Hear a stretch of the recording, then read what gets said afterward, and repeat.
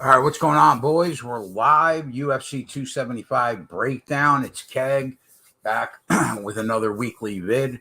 I was on the DFS side of Run Pure Sports with title and draft sheet earlier. We broke down every fight on the card from a betting and DFS perspective. So I encourage everybody, obviously, to check that out. But I'm basically going to run down the whole card like I do every week. I'm going to say a lot of the stuff that's in the breakdowns that I write up for our subscriber Discord, but maybe it'll help you guys as well. All right, first fight on the card, Ramona Pasquale against Jocelyn Edwards. Like I said, there's a ton of fights on this card that we're going to have the opportunity to make some money on. I wouldn't bet this with your money. I have no idea who wins this fight. If we're actually going to try to break it down, Ramona Pasquale, she's not very good, but she's a big girl, and she knows how to take a beating. I mean, look at the last fight against Joanne Nunes. That fight could have been stopped multiple times, but she grinded. She didn't give up, and she got her ass kicked. So she's huge, and she's tough. But what does she do very well? Nothing, really, at all. On the other end, Edwards, she looks like, she should be a better striker than she is. I mean, is she good? I guess she's an average striker, right? But Jessie Rose Clark manhandled her and gave her the business pretty much the whole fight. So before that, she looked bad also against Carol Hosa. She's been giving up a ton of control time. She's on her back a lot, so I have no clue who wins the fight. I guess I'm going to lean with Ramona Pasquale to use her size to get Edwards to the ground and basically grind a decision win. But that being said, am I going to put my money on that? Not a fucking chance. Should you put your money on that? Probably not. All right, next fight. Another chick fight. Liang Na against Silvana Gomez Juarez. So there are two women's fights on this card I'm very interested in, and two I'm not. These are the two that I'm really not. However, it's a more interesting fight than the one we just talked about. I think that Na, she's perceived to be this first round killer because of all the finishes that she has. And the fact that a lot of them are in the first round, right? I don't see it, man. Her cardio is a joke. She had to be picked up off the floor by her coaches and sat on the stool at the end of the first round of the Carnelossi fight. That is really bad. And that's not somebody that I'm looking to back with my money. Do I expect her to be solid in the first round? Yeah, she's got 10 submission wins, I think. I think she's got 7 knockouts. She's gifted for 5 minutes. After that, I think that she's going to get knocked out because Silvana Gomez Juarez has serious hands, I think, for the division. Her technique is sound enough, and she's got legit power for the division. Her cardio has looked great, and I think that the big knock on her is, well, she was submitted in her last 2 losses. True, but in one of those fights, she dropped her opponent, and while she came in to finish her off, she got caught in a submission. Is that worrisome? Yeah, it is. The fact that she's been submitted enough times, that's worrisome. But in saying that, she's going to be there for the full 15, and she's going to have probably power in her hands for the full 15. And Na has about 5 minutes in her. So I think the knockout prop is like plus 215 on Gomez Juarez. That's not great, right? But you can take her like either in the first or the second round by KO, or the second round and the third round by KO. Like if you took her in round 1 at 4-1 and round 2 at 7-1, I don't mind that. thinking that she probably finds the knockout inside the first 10 minutes. I might sprinkle on something like that. But aside from that, I don't see much in this fight, really, at all. Kyung-Ho Kang, Mr. Perfect against Dana Baccarelle. Dana Baccarelle was literally knocked out at the end of March by Chris Gutierrez, right? So it's surprising that they're allowing him to fight in early June. Now, in that Gutierrez fight, he was at least tied before he got knocked out with that spinning back fist. We know what he is. He's got real power for the division, right? If normally, if he gets his hands on you, there's a good chance he hits the button, he's going to knock you out.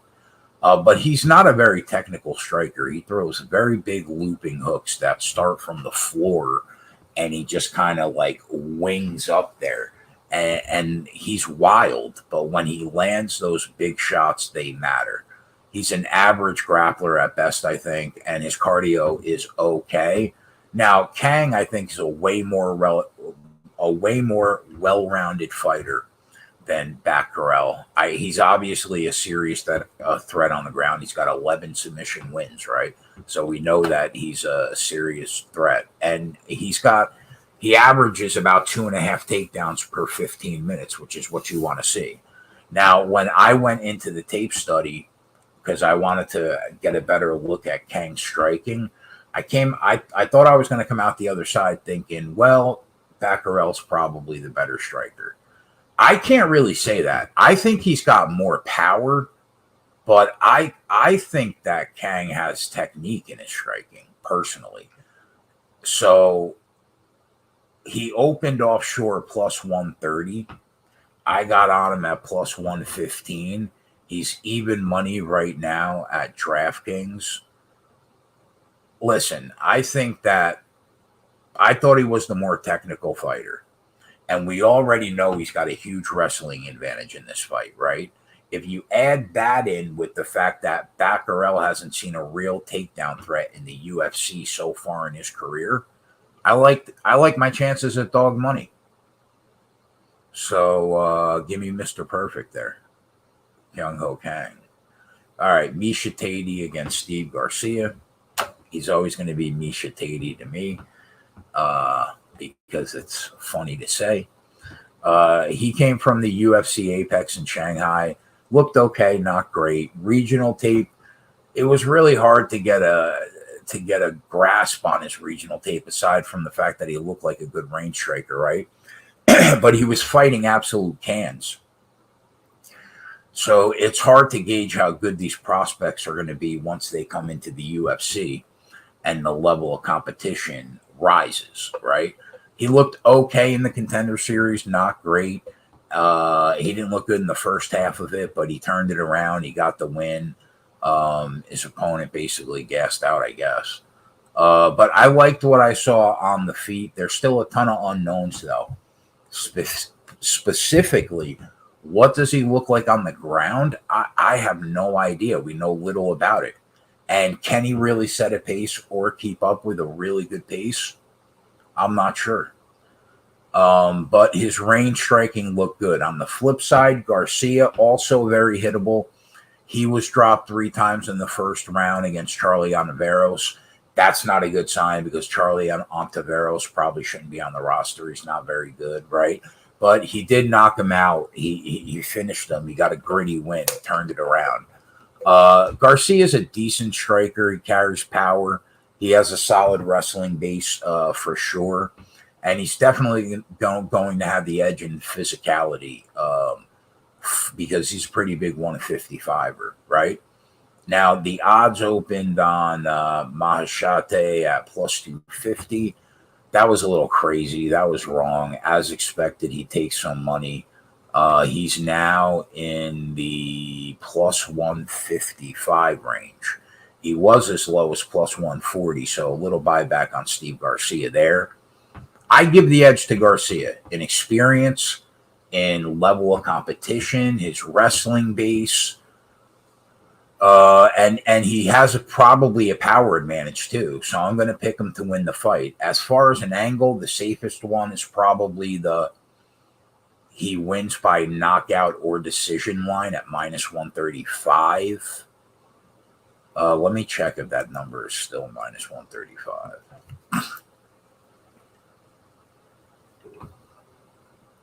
Yeah, minus 135.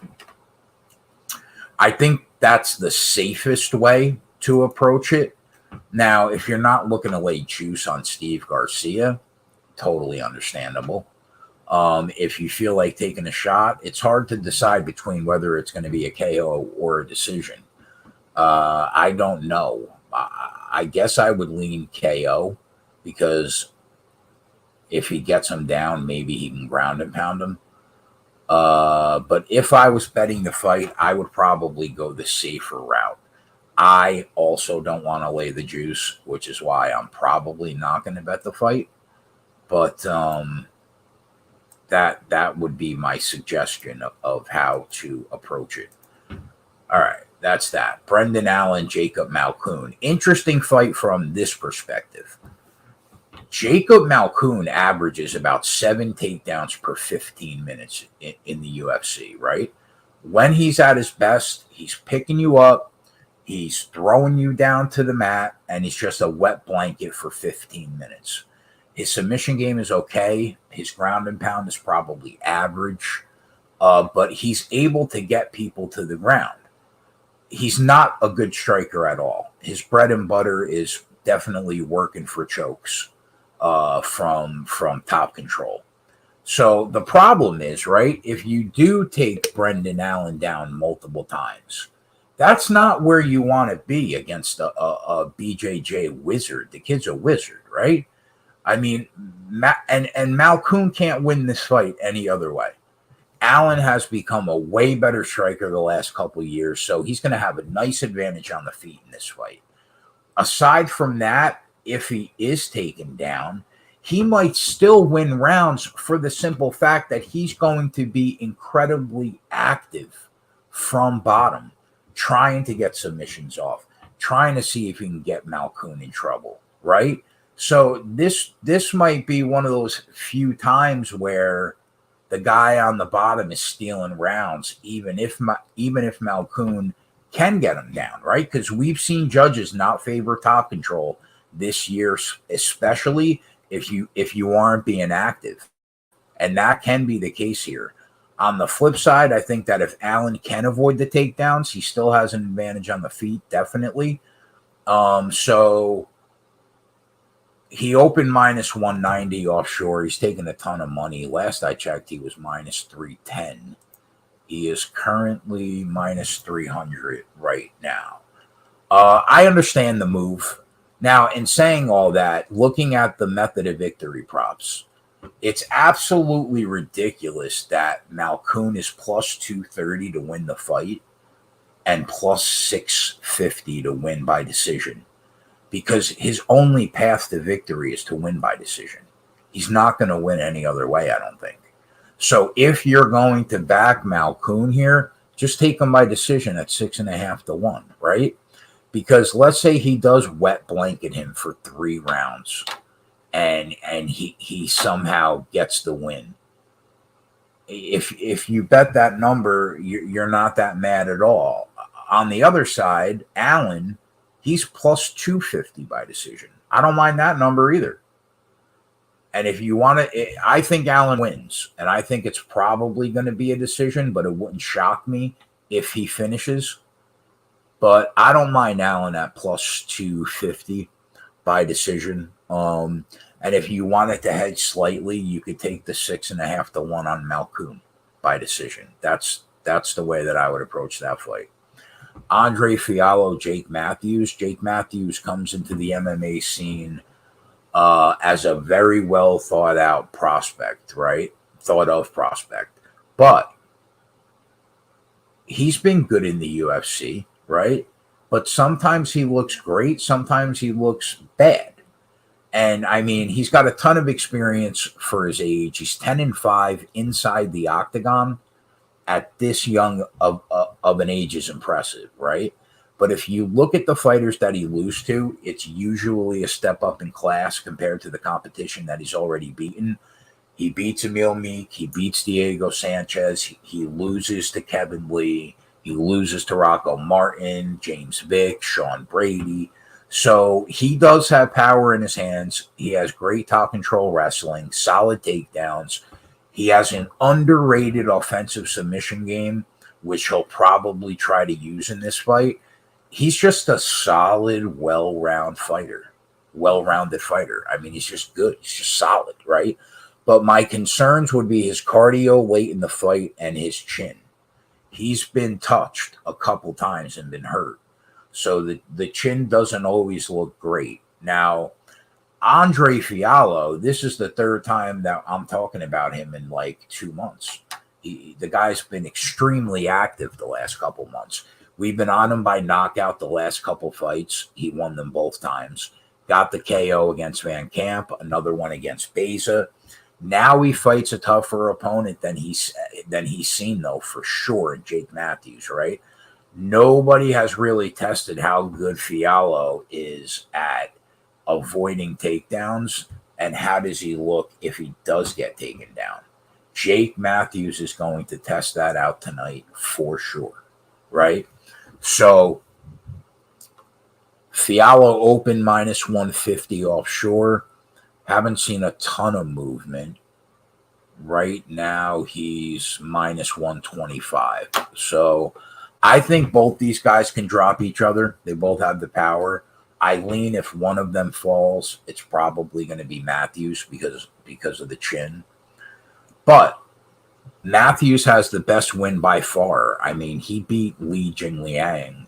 It's not easy to beat the Leech, man. He's a really good fighter. And Matthews has a win over him. So if he could beat the Leech, I think he could beat Fialo. It's a tough one. I'm going to lean Matthews, especially at the plus money, even though you've lost a little bit of value. All right, Sung Woo Choi, Josh Kulabau. I don't see how Josh Kulabau is going to win the fight if he can't get Sung Woo Choi to the ground. And I don't think he's going to be able to get him down to the ground. I doubt that he can. He struggled to get Charles Jourdain down, right? And if that's the case, he probably is going to struggle to get Sung Woo Choi down. If it stays on the feet, Sung Woo Choi's way better. I mean, he's just such a way better range striker.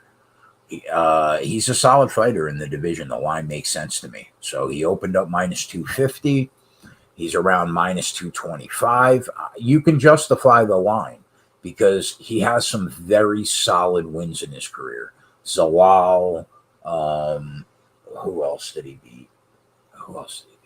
Julian Erosa. Another great win. So I think he wins here. I don't mind him as a parlay piece. If you want to get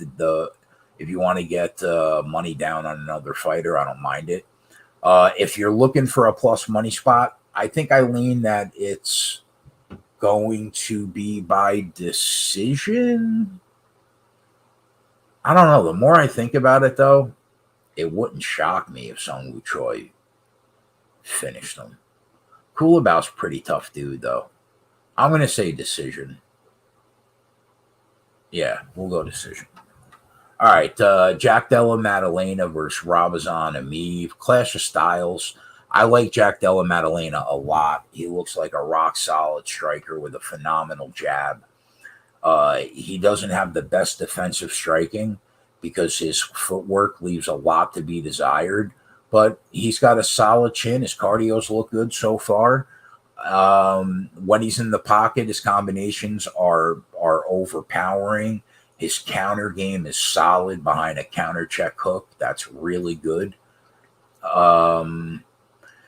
Slightly above average in scrambles, but he's going to have to be good, and he needs to be able to stop the takedown attempts. If he could do that, I think he puts himself in a great spot to win the fight. Ramazan Amoeb, we know what he is. He's a Russian grappler. I think he's one of all the Russian grapplers are outstanding, right? I think he's one of the least good of the bunch, in my opinion. But solid, nonetheless. He times his takedowns well. Once he gets his opponent down, his top control is very hard to get away from. He doesn't cause a ton of damage, though, once he does get you down. But he can keep you there for sure. His striking sucks. It leaves a lot to be desired. I was torn on this fight because my gut says if Danny Roberts can avoid most of the takedowns and scrape a win against Ramazan Amoeb, I think Jack Della Madelina is going to be able to do it too. That's what my gut says. The longer the fight goes, when Amoeb he's trying to chain takedown attempts and they aren't working, the better that Jack Della Madelina's chances are to win the fight. So the line opened offshore, Della Madelina plus 130, which is absurd. And there's been a full dollar of movement here. He's like minus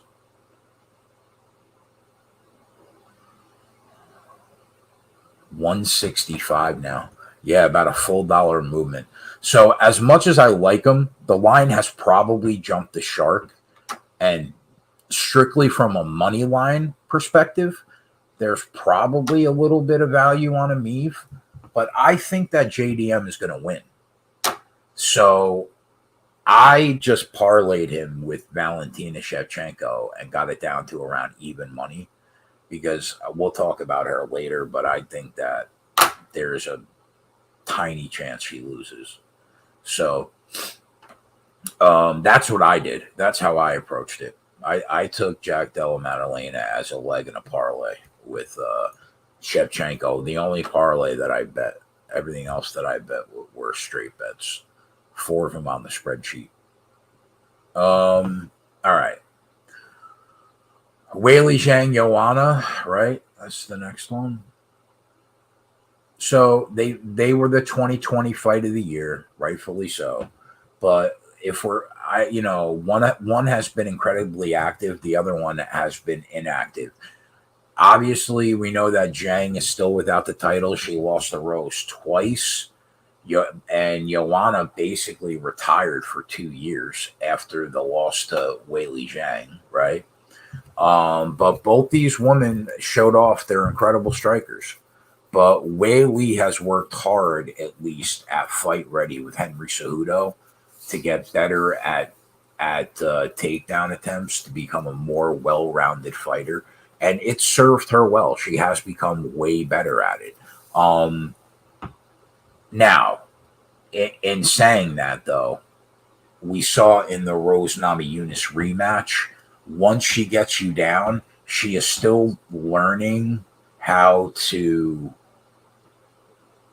offensive grapple and how to effectively ground and pound opponents once she gets you down.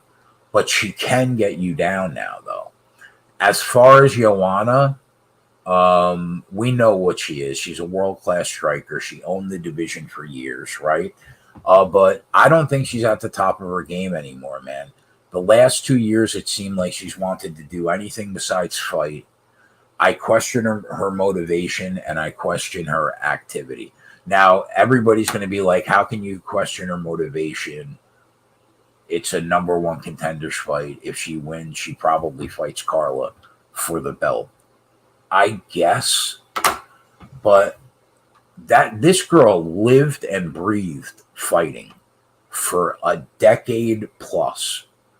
For her not to fight for 2 years, I think is very telling as where she is in her own headspace.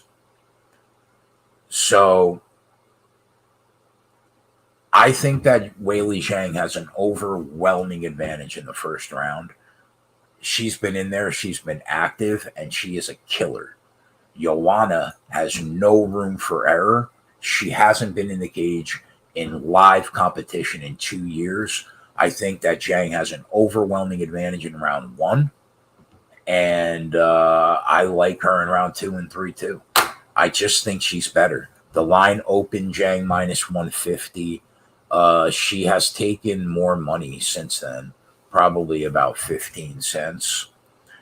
It makes sense. I think she continues to take more money. I approached it. I took her by knockout or decision at minus 145 to get a little value. She doesn't have one submission win on her record. Probably doesn't start tonight. So that's how I took it. All right, Valentina Shevchenko, Santos. It's a cut and dry fight, man. Santos doesn't have what it takes, in my opinion, to last 25 minutes with the greatest female mixed martial artist of all time. Period. Full stop. Okay? Shevchenko continues to prove that there is nobody in the division that deserves to even be in the same cage with her. Okay? She made Jessica Andrade look like she should contemplate retirement. Got Jessica Andrade, who was a killer, got her out of there in the second round like it was just fucking light work. This is what I do on a Sunday afternoon in the park. She is on a totally different level. So I struggle to see how Santos does anything to worry Shevchenko here, right? Now, she does have good hands. She does have good takedowns. And she's probably at her best when she has top control and she can really work, talking about Tyler Santos. And that version of her is really good for like 10 minutes. Is it Valentina Shevchenko good? No. Is it good? Yeah. For about 10 minutes, okay? Her issue is that Valentina sets a pace that she'll set for 25 minutes and won't stop. If you go back and watch the third round of the Roxanne Modafferi Tyler Santos fight, Roxy made her work in the first and second round, and Santos was going for takedowns. She was working. She was a dead duck, had no cardio left 2 minutes into the third round against Roxanne fucking Modafferi. And you're telling me that she's going to go an extra 17 minutes with Valentina Shevchenko? In what fucking world? No chance. I feel good about it.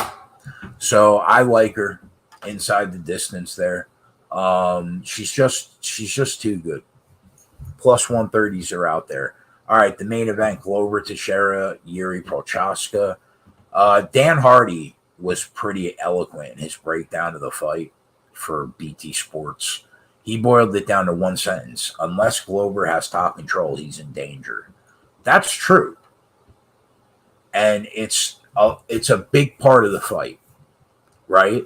Yuri Prochazka has an uncanny ability to put you to sleep. 28 wins, 25 by knockout, 23 of the 25 in the first round, right?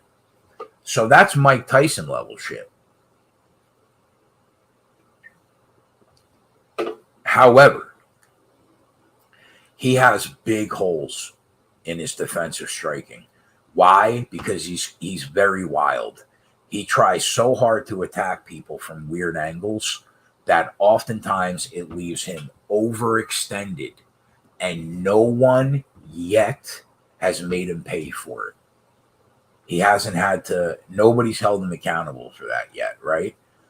But what you need to know is that, like, when you're going into a Prochazka fight, you're going to have to weather a serious storm for about 10 minutes, no doubt, right? But the big question is, how effective is Yuri Prochazka if we see round 3, 4, and 5? Nobody fucking has a clue. Nobody really knows, right? Because we know if Glover is still standing when the bell rings to start round 3, he's going to be able to go that exact pace for another 15 minutes, even at 42 years old. So I think that Teixeira is still effective at 42 because he's a very much meat and potatoes, nuts and bolts kind of fighter. Everything he does is incredibly technically sound, and he just doesn't leave a lot of room for error, right? Teixeira is going to land that patented straight right, that straight right left hook two piece that he's knocked out so many people with, right? And that worries me because sometimes in exchanges, Yuri's hands are really low, right? And we also know that Glover is going to get hurt in this fight. He gets hurt in just about every fight, right? But his ability to get hurt and get you down while he's stunned is the best on the entire UFC roster, even at 42. Who is better than him at getting hurt and being able to get that takedown so he could take a breath while he composes himself from top control? Nobody's better than that on the roster than him. So, in my opinion, this is a much tougher fight to call than the prognosticators out there think it is, okay? I think that Glover Teixeira has a real path, especially if he's landing takedowns early in the fight. If he is, I think that Yuri struggles probably to get off his back, and the takedowns are only going to get easier the longer the fight goes on. We know that in almost every fight. But in saying that, can Yuri knock him dead in the first? 100%. 100%. Okay? He's an extremely gifted striker, and he has substantial power. So the line opened Prochazka minus 130 offshore. The number currently sits around Prochazka minus 200. Comeback on Glover still looks like it's around plus 170. I've been going back and forth on how to approach it, and I think I found the way. I think that Glover Teixeira is going to win the fight, okay? But the smart play, in my opinion, is to take Prochazka by knockout in round 1 or 2 at plus 145 on FanDuel, okay? If it wins, great. You're pleasantly surprised. I hope it loses, because if it does, it's probably because Yuri won the first round, Glover probably was competitive or won the second round, and he's probably going to be, if it goes that way, slightly plus money, plus 150 going into the third round. And at that point, I will smash the button on Glover Teixeira if we're going into the third and he has a plus number, right? But I don't want to get burned from Jump Street if Prochazka gets the knockout that a lot of people think that he is capable of getting. I think he's capable of getting it. I'm going to bet him to get the knockout in round 1 or 2. If it wins, awesome. If not, I'm going to make sure the bet I make on Glover is bigger than that to make profit on the fight. That's really, I think, the best way to do it. And we'll do that on the live show, the Kegcast. That's the whole card, motherfuckers. That's a bet like in every fight, or at least a lean in every fight. I think we were on Volkov last week, right? So cash that ticket at plus 165. If you're not a member to the channel, click the like button, click the subscribe button. JJ and Joey have been on fire in baseball. Just ridiculous start to June. And Spread and Tyler still have the NBA Finals going on. I have UFC and NASCAR until NFL starts. We made 20 units in NASCAR last Sunday on the spreadsheet. So I encourage everybody to check Run Pure Bets out. It's $60 a month. Use the promo code BETS25 off. It'll get you 25% off the first week or month. Or use the promo code GETBETS. And you'll get, if you're already a DFS member, you will get the bet side free for a month. And then obviously, if you're a big recreational live bettor, we have the live betting package. It's about 20 hours a week. We've won 8. We've won 7 of the last 8 weeks. We made money. We made 30 units last weekend. We're going for 8 winning weeks in 9 weeks on the Kegcasts. That's an extra $10 a week if you guys have the time to watch it. We'll be live all night long tonight, tomorrow. We were live last night. We did well. So I encourage everybody to check that out too. Aside from that, boys, no matter what you bet this weekend, I hope you're on pure. Tomorrow at 11 o'clock probably, me and Coop will do the NASCAR video. And then at noon, JJ and Joey and Holden will do the baseball video. They'll run down the whole MLB slate. And then at 1 o'clock, we'll be on the DFS side, breaking down NASCAR. So aside from that, I hope your action runs pure this weekend, and I am out. Later.